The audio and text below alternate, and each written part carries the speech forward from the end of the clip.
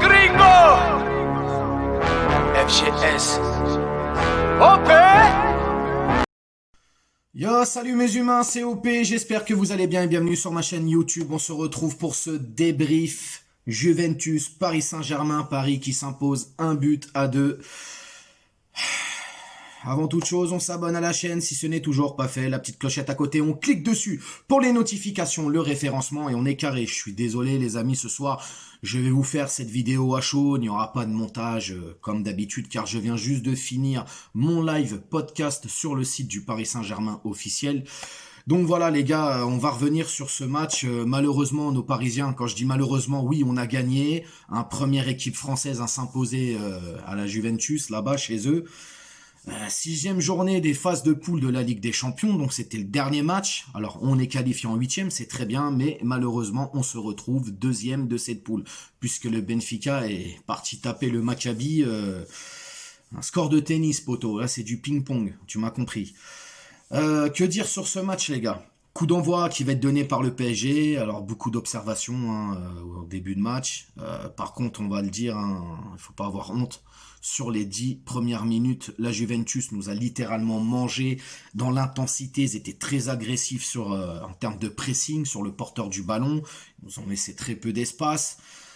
Compliqué les gars. On avait la possession, mais une possession stérile. Alors c'est bien beau pendant 1 minute 30 de faire tourner le ballon, etc. et tout. Mais si au final, derrière, ça n'amène pas le danger et il n'y a pas de but, ou en tout cas on tire pas au but, c'est pas la peine non plus. Bref. En tout cas, la 13e minute, ça va payer quand même. Passe de Messi pour Mbappé. Qui dit que Mbappé n'est pas technique, que c'est un mec qui sait que courir tout droit? Bah là, il vous a prouvé le contraire. L'autre, il l'a mis aux fraises, poteau, là, je sais pas comment il s'appelle, le Turinois. Kiki, comme d'habitude, magnifique frappe, poteau. 1-0 pour le Paris Saint-Germain, et puis on va retomber dans nos travers. Comme d'habitude, il y a aussi cette blessure de Fabian Ruiz. Fabian Ruiz à la 21e minute ou 20e minute, je crois, et c'est Renato qui va rentrer à sa place.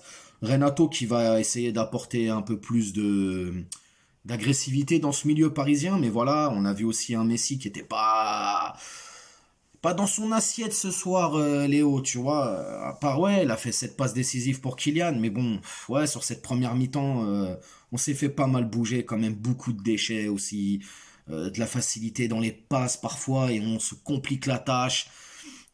Trop d'insuffisance, ces manques de justesse, c'était, ouais, et puis on s'est fait punir, voilà, on se fait punir à la 39e minute, par Bonucci, le vieux briscard, frérot, qui vient égaliser pour la Juve. Puis la Juve qui va presser, qui va pousser à la fin de cette première mi-temps, on va essayer de tenir, on s'est fait vachement peur. Moi sur le but déjà il y a un truc que je comprends pas, Ramos il est pas au marquage, Bernat est pas au marquage, Donnarumma il fait 15 mètres et il arrive pas à attraper le ballon, des trucs poteau. Ouais, c'est compliqué. Bref, en tout cas, voilà, sur cette première mi-temps, compliqué pour nos Parisiens, on rentre, match nul. On reprend sur la deuxième période, coup d'envoi qui va être donné par la Juve. Physiquement, on est en train de pêcher, les gars. Alors, il y a un peu de mieux quand même. J'ai trouvé quand même Paris mieux sur cette deuxième mi-temps. Je vous l'accorde, pour ceux qui sont d'accord avec moi en tout cas. On a essayé de reprendre le jeu en main, ça a été... Mais voilà, la Juve a maîtrisé son sujet aussi. Je pense qu'ils savaient à quoi s'attendre. Ils savaient qu'on était supérieur à eux, en tout cas techniquement, individuellement, etc. et tout. Et ils ont bien joué le coup, quoi, les Turinois, sincèrement. Et puis, pareil, on repartait un peu dans des possessions un peu stériles, etc. Ouais, compliqué. Et puis là, coaching gagnant quand même. Bravo à Christophe Galtier, il faut le dire, les amis. Coaching gagnant, il va faire rentrer Nuno Mendes à la place de Bernat. Donc c'est poste pour poste. Et Soler qui va rentrer justement et il va mettre Ekitike à sa place pour amener un peu de hauteur justement en attaque. Et surtout, je pense, plutôt dans la conservation du ballon Ekitike. Et pas vraiment pour apporter le danger, mais vraiment pour essayer de garder le ballon. Et justement, pourquoi pas libérer des espaces. Le fait qu'il soit grand, qu'il soit un peu physique. Et ça va payer cette entrée de Nuno Mendes puisque Kylian à la 69e minute va le lancer en profondeur et là Nuno il accélère poteau et boum il met une frappe magnifique, 2-1 pour le Paris Saint-Germain, c'est beau mais voilà, on va se faire peur, on va continuer à se faire peur, On a perdu des ballons faciles parfois. À un moment donné, ils mettent un but aussi, hein, un but qui va être refusé pour un hors-jeu.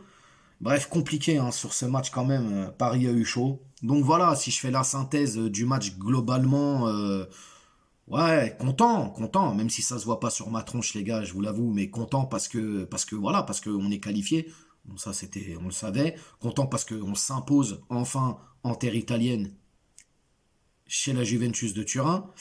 Mais voilà, insatisfait parce qu'on est deuxième. Et le Paris Saint-Germain, je suis désolé, hein, ceux qui veulent l'entendre ou pas, mais le PSG dans cette poule doit finir premier, largement premier. Hein, il y a une Juventus qui est malade depuis des années. Le Benfica, ça joue bien au ballon, mais c'est pas un grand d'Europe. Et le Maccabi, c'est des figurants, frérot. Donc je suis désolé, moi le PSG doit être premier. Hein, alors peut-être que je pousse un coup de gueule parce que ça me casse les couilles, je vous le dis. Et voilà, deuxième. Alors maintenant, tant pis, si on doit prendre un gros, on prendra un gros en huitième. Si on doit prendre un petit, on prendra un petit. De toute façon, il n'y a pas de gros, il n'y a pas de petit. Là, il faut aller jusqu'au bout. Hein, peu importe qu'on aura qui en huitième, il faut les taper. Donc voilà les gars. Sinon, les tops et les flops. Les tops et les flops. Mbappé, Mendes et Marquinhos. Parce que Marquinhos, il a été très bon sur ce match. Pour moi, voilà, c'est mes tops. Les flops, frérot, je vais mettre Ramos. Hein, parce que Ramos, il a été aux fraises, poteau, Hakimi et Carlos Soler. Le soleil, il s'est éteint, frérot. Il n'y a plus personne. Comme je vous l'ai dit tout à l'heure, hein, pour les remplaçants, voilà. Fabian Ruiz, Renato, Bernat, Nuno Mendes, Soler et Kitike et Danilo qui va rentrer à la fin. À la place de Verratti qui s'est encore pris un jaune. Ah là là là là là là là là. 11 de départ, hein, Donnarumma, Hakimi, Marquinhos, Ramos, Bernat, Fabian Ruiz, Verratti, Vitinha, Soler, Mbappé, Messi. Ouais, Messi était pas bon ce soir. Voilà les gars. Petit score. Quoi, petit score de 1, c'est cool. Je sais pas ce que vous en pensez. Dites-moi justement, réagissez dans les commentaires. Les tops, les flops selon vous. Dites-moi aussi, faites-moi une synthèse de ce match. Qu'est-ce que vous avez trouvé de bon? Qu'est-ce que vous n'avez trouvé pas de bon? N'hésitez pas à vous abonner, partager, liker les pouces bleus, les amis. Et puis, on s'attrape aussi sur Instagram, comme d'habitude. Je vous le redis encore une fois, officiellement, nous sommes, ça y est, en partenariat avec le Paris Saint-Germain pour les podcasts. Ça se passe sur leur site FanFest, les gars. C'est la base FanFest qui est sur le site justement du Paris Saint-Germain avec Parisian Londoner, mes partenaires.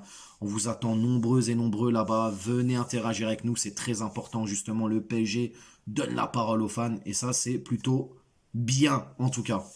On s'attrape bien évidemment pour l'avant-match, hein, samedi face à Lorient parce que là il va falloir gagner face à Lorient les gars. Donc voilà les amis, je vous embrasse, prenez soin de vous et je vous dis bonne soirée. Ciao. On t'a fait une Lugano, c'est que tu t'es pris une banane. Patoche à la néné, nettoyeur de lucarne, nique sa mère, les foutiques, c'est l'UTES que j'incarne. Par